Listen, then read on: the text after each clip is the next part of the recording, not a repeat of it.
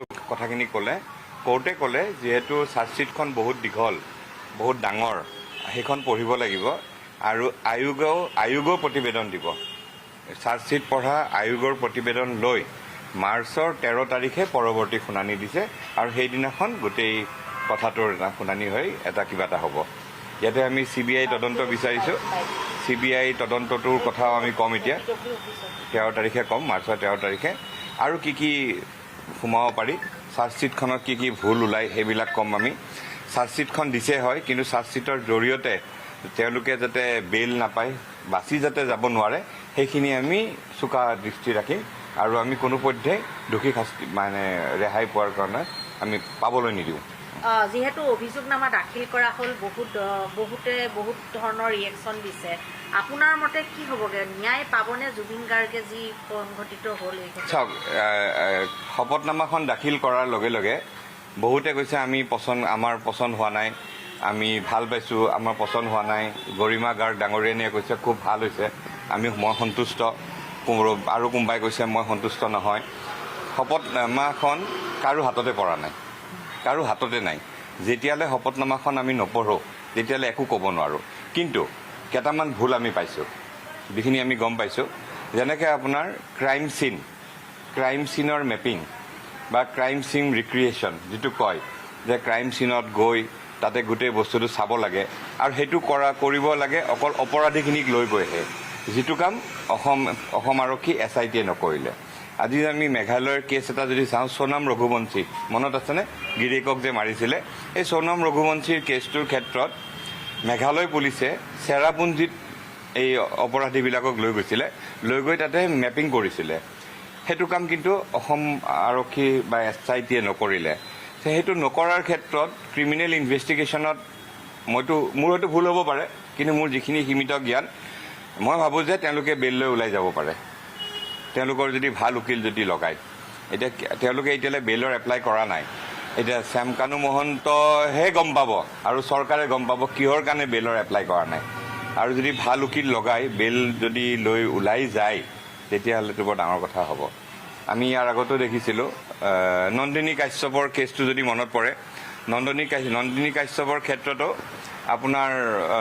একেই অভিযোগে আছিল একেই ধাৰাই আছিল কিন্তু নন্দিনী কাশ্যপ আজি কিন্তু চৰকাৰী অনুষ্ঠানৰ ঘোষিকা ত' এইবিলাক ধৰণৰ কথা মুখ্যমন্ত্ৰী ডাঙৰীয়াই ক'ভিডৰ আগৰ পৰাই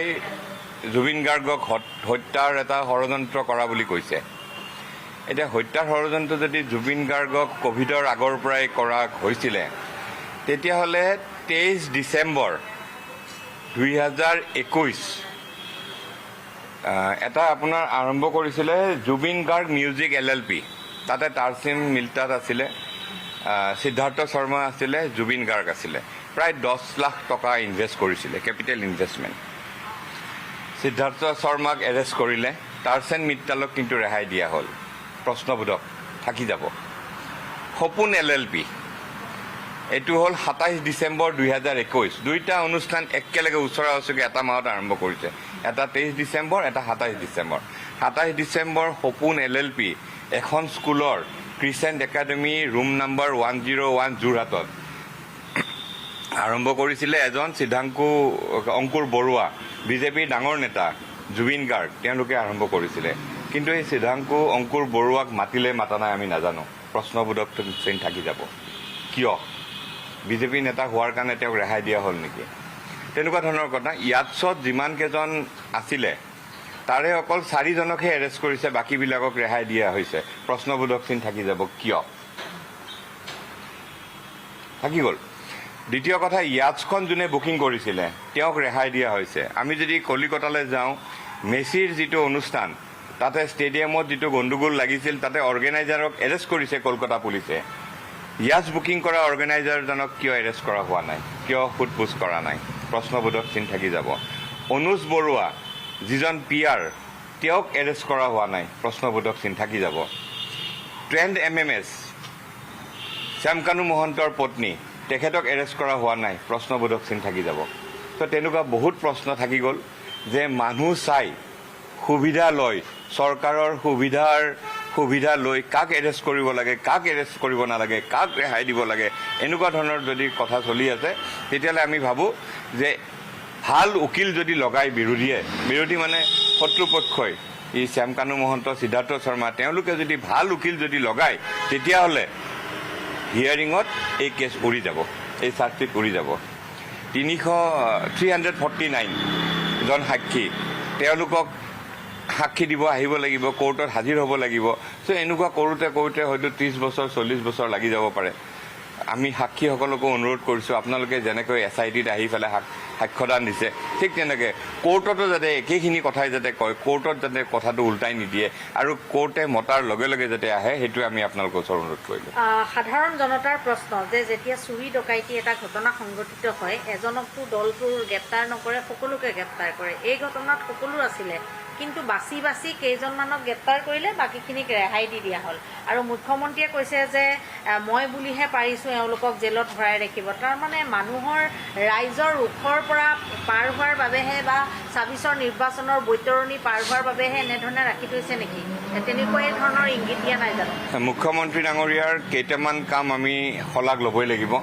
যেনেকৈ জুবিনক ছিংগাপুৰৰ পৰা আনি মানে অন্ত্যেষ্টিক্ৰিয়া কৰালে, যিখিনি কৰিছে সেইখিনিলে মুখ্যমন্ত্ৰীক চেলুট। ন্যায় আয়োগ এখন গঠন কৰিছে, সেইটোৰ কাৰণে মুখ্যমন্ত্ৰী ডাঙৰীয়াক চেলুট। SIT সময়মতে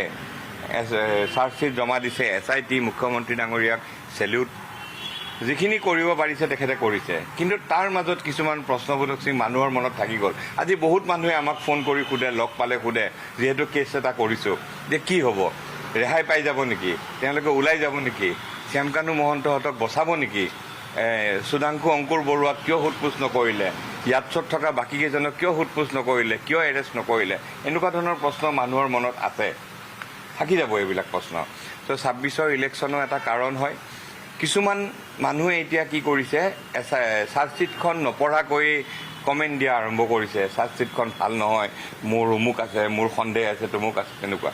যিবিলাক মানুহে এইবিলাক কথা কৈ আছে সেইবিলাক মানুহে কিন্তু আয়োগৰ ওচৰলৈ যোৱা নাই, নগ'ল।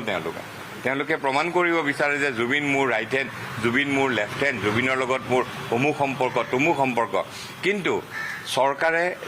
যিখন আয়োগ গঠন কৰিলে সেই আয়োগখনত তেওঁলোক নাযায় কিয়? অকল মুখেৰে বকি টিভিৰ আগত বকি থাকিলেই জুবিনে ন্যায় নাপায়। জুবিনে ন্যায় পাবলৈ আয়োগৰ ওচৰত সাক্ষ্যদান দিব লাগিব, কোৰ্টৰ লগত কেছৰ লগত জড়িত হ'ব লাগিব। চাওক, আজি যদি আমি কোৰ্টত যেতিয়া আপোনাৰ তদন্ত চলি থাকিব, এজন মানুহে গৈ পেলাই যদি চিঞৰি দিয়ে জাষ্টিছ ফৰ জুবিন গাৰ্গ, সেই চিঞৰাৰ লগে লগে জাজজনে ফাঁচি দি নিদিয়ে। জাষ্টিছ ফৰ জুবিন গাৰ্গ চিঞৰাৰ লগে লগে জাজজনে ক'ব জাষ্টিছ ফৰ জুবিন গাৰ্গ, এওঁলোক অমুকক ফাঁচি দিলোঁ, অমুকক যাৱজ্জীৱন। সেইটো নহয়। যুক্তি, তথ্য, গোটেই প্ৰমাণ দিব লাগিব। আৰু সেইখিনি যদি চৰকাৰী পক্ষই দিব পাৰে, চাৰ্জশ্বিটখনত যদি কোনো সুৰুঙা নাই, ভালকৈ যদি কৰিব, তেতিয়া